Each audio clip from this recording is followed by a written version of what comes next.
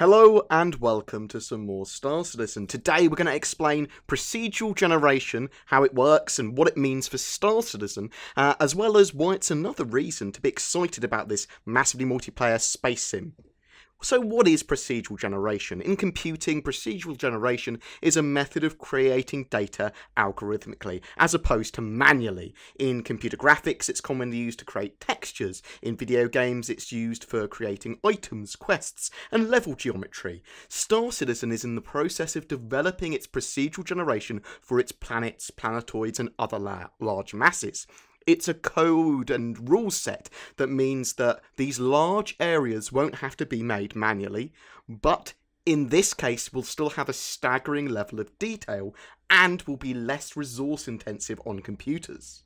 So what can we do with this procedural generation? We're going to be able to seamlessly transition from space through a planet's atmosphere, explore it, and land at an incredibly high level of fidelity and detail, with playable frame rates and with fixed scenery and landscape. Nothing is randomly generated and there are no loading screens. This is incredibly important for Star Citizen. So why else do we need procedural generation? For any given planet, we can create a series of rules. Is it Earth-like? Does it have lots of trees? Is it a desert planet? Is it lush? So every planet will be unique.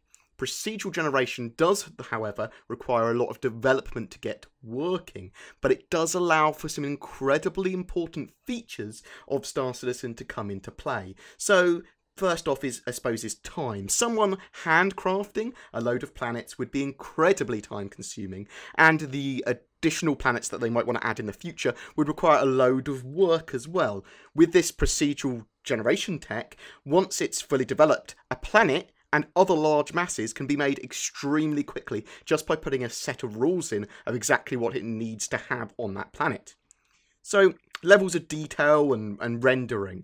In this case with Star Citizen, it will render anything you look at is the idea on the procedural front. So you're looking at a part of a planet, you're looking at the surface of a planet, it will render everything that you can see on demand, but you won't need to load in surfaces and areas that are obscured. So stuff that you can't see that's behind a mountain or that's behind you, you don't need to load in. This is amazingly resource efficient and allows for higher levels of detail on what you actually are looking at without sapping all the resources in your computer. Also, it's going to base how far you are away from an object as well, how much detail is shown as well. I mean, that's not really procedural generation, that's more just levels of detail in general. So if you're far away from an object, you're not going to see as much detail as if you're point blank directly in front of it. As mentioned a little bit earlier, seamlessness. So seamless stuff. This is really important. There won't be any transitions or loading screens in Star Citizen. The efficiency and way procedural generation works in this case will allow for planetary landings in a way that we don't have to wait for those loading screens. You don't have to wait for those breaks. There are no breaks in your gameplay or immersion. Higher detailed and important areas though, so some areas, landing zones, hero zones, points of interest, will still be handcrafted by artists and engineers.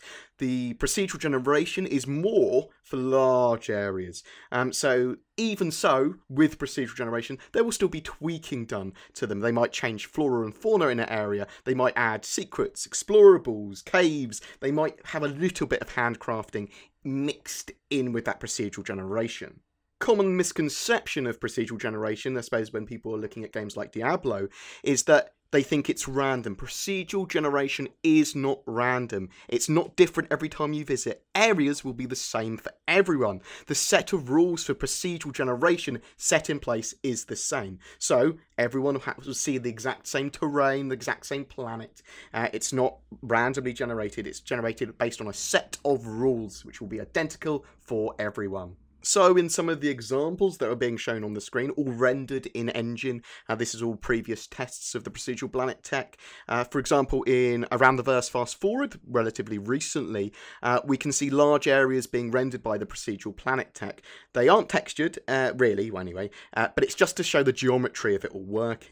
But it's an amazing feat. Once polished and made efficient, textures being added, flora and fauna, that sort of stuff, it's really going to be something to behold. Also, back back on the holiday live stream in 2015, we did see the first demo of the working procedural tech, with a cutlass seamlessly entering a planet's atmosphere. Well, it wasn't a planet, it was actually a large asteroid called Delmar, otherwise known as the Nix landing zone. This looked quite a lot more impressive than the newer fast forward video that I just mentioned. Mainly because it was textured and it had the addition of that manually made landing zone. It's good to see this sort of stuff. They understand how it all works. They understand what they want from it, and now that they're testing it, rendering those large areas, I'm really, really excited. So procedural generation is something integral to getting Star Citizen to work as intended. Vast planets, no loading, high detail, playable frame rates. The Foundry 42 Frankfurt office is dedicating their time to developing this feature mainly. So this means it's being worked on by some of the best people in the industry, and I'm really excited to see what comes next from it, and you should be too. But it's also worth remembering that it's possibly, well, probably not just planets that are going to be procedurally generated or use this procedural tech. Erin Roberts alluded to it being used for much more in 10 for the Chairman episode 80, and I will link that in the description below.